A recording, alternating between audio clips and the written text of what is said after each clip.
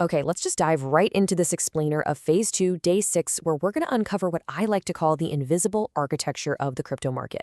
If you've ever looked at a crypto chart and thought, man, this is just a chaotic mess of jagged lines, you are definitely not alone.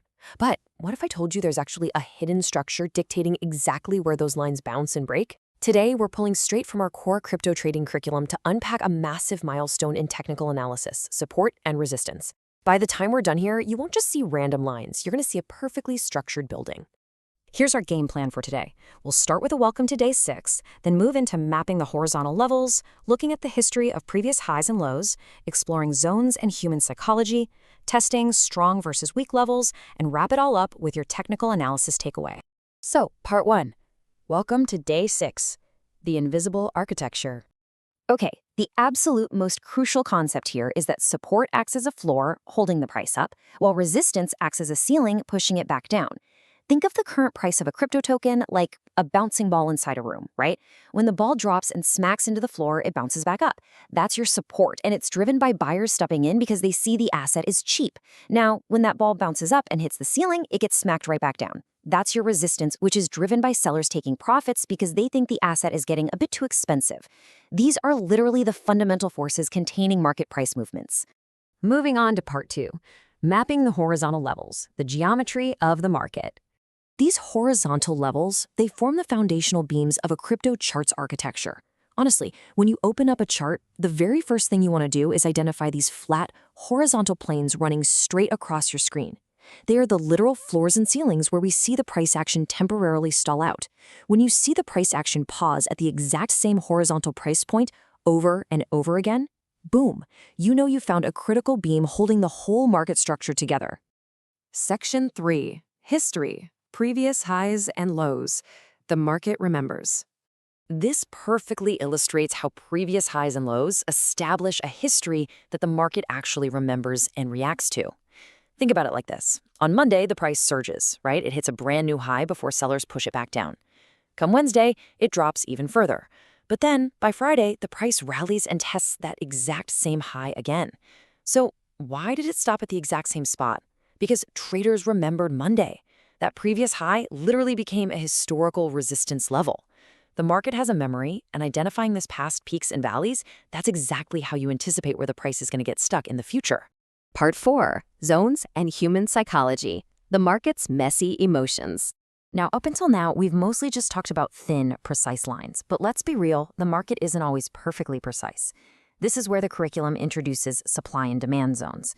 Instead of just looking at rigid horizontal lines, I want you to think of these zones as crowded, chaotic marketplaces where buyers and sellers are actively clashing. Sometimes the floor isn't like a solid sheet of ice, you know? It's more like a thick, bouncy mattress.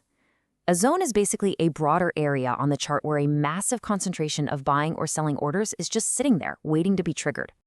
And you know what's wild? The human brain naturally fixates on big, round numbers, just like $50,000, creating what the curriculum calls psychological levels. Look at it. 50K. It's clean, it's symmetrical, it just feels significant, doesn't it? If Bitcoin is sitting at $49,999, most people honestly don't care about that specific number. They care about the big 50. The source material points out that these psychological levels actually turn into self-fulfilling support or resistance barriers simply because traders collectively panic or get greedy at the exact same time. It's round number fixation in action. When everyone places their buy or sell orders at exactly $50,000 or say $100,000, it artificially creates a massive floor or ceiling. And it's driven entirely by collective human emotion, not necessarily the underlying data. It's wild stuff. Section 5, testing strong versus weak, the structural stress test. Every good architectural blueprint requires a stress test to see if the structure will actually hold up, right? Well, technical analysis is absolutely no different. Knowing how to identify strong versus weak levels is the exact metric a trader uses to avoid losing their shirt when a floor is about to cave in. A strong level is one that's been tested multiple times and holds firm. Imagine dropping a bowling ball on a solid concrete floor. It holds. But a weak level, that's a floor showing failing structural integrity. If you bounce that same bowling ball on a flimsy wooden floor over and over and over again, eventually it's going to break right through. In charting, the more support or resistance level is tested by the price, the weaker it historically becomes. It's literally about to cave in. So let's actually put this into a practical workflow. This is your ultimate trader's checklist, and it lets you walk through the day 6 curriculum exactly as a pro trader would when opening a chart. Step 1, identify your horizontal levels. Just find those basic floors and ceilings. Step 2, map the previous highs and lows so you can see what the market remembers. Step 3, account for those psychological levels. Always be on the lookout for those big, round emotional numbers. And finally, Step 4, test strong versus weak. Determine how many times those lines have been hit to figure out if they're on the verge of breaking. Bringing us to Section 6, your technical analysis takeaway, mastering Phase 2, Day 6. By combining these distinct concepts of support and resistance, you really transform from someone who feels totally lost looking at a chart into a trader who clearly sees the invisible architecture. Think about it. Horizontal levels map the core structure.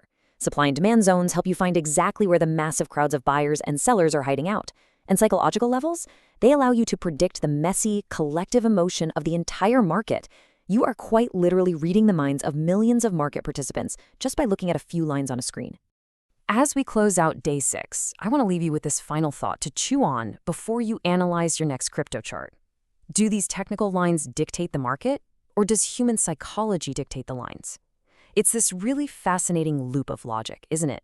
I mean, we draw the lines to predict behavior, but the behavior actually happens because everyone else is looking at the exact same lines. Definitely keep that firmly in mind as you start applying these concepts. Thanks for hanging out for this explainer. Stay curious, keep studying those charts, and I'll catch you next time as we continue uncovering the incredible mechanics